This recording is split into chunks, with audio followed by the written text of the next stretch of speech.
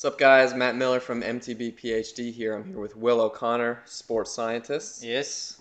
Um, so I wrote an article a little bit ago about why you have to be fit for gravity racing. Gravity? Gravity mountain bike racing. This means downhill, enduro. Yeah.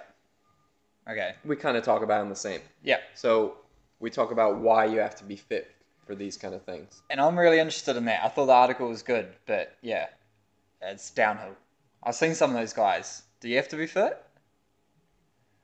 Do you have to be fit to ride downhill? Yeah. Yes, you have to be fit. So one of the main things people think about, and this is probably what you're talking about, is that to do good in downhill and enduro, you need to be really skilled. Yeah. You need to hit the jumps. Skill-based sport. That's how I perceive it, right? Yeah, and it definitely is.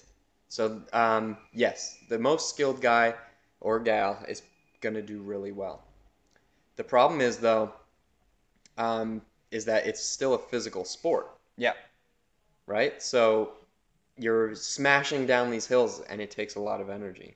Yeah. So like I'm hearing you on I understand the power.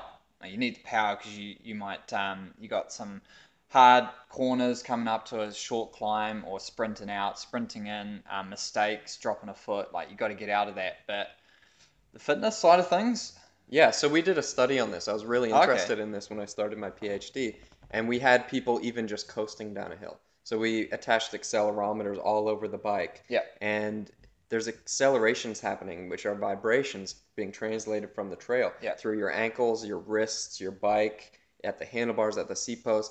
But then at the head and the lower back, there's not much vibrations happening. So that means somewhere in this process, between your wrist or your ankles and your head, these vibrations are being damped, Yeah. which means that your body's doing some sort of work to do Yeah. that. And that's not big power contractions. That's small. Little tiny Yeah. eccentric contractions to stop your body from shaking. Yeah. You don't want to shake your head, Yeah. right? That's really damaging. And that's aerobic, right? So That's fitness, all so aerobic. Yeah, It's yeah, over and over and over and over. yeah. So then, what about training for something like that, like fitness-based downhill training? Yeah, so gravity Gravity. racers tend to think that it's all about being able to sprint. Yeah. And it is. You need to be able to sprint really well because you're Yeah. going to have to sprint during the races. But to be able to sprint over and over and to be able to damp these vibrations, you need to be really aerobically fit.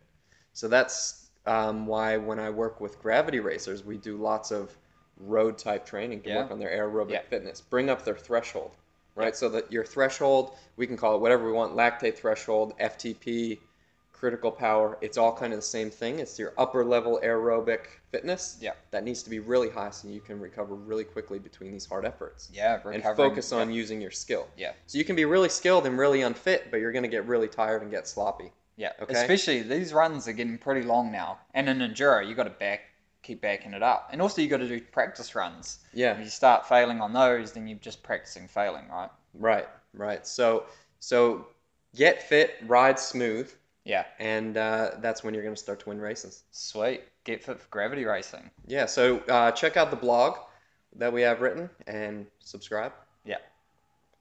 wherever it is. Just click somewhere. All of it. Thanks, guys.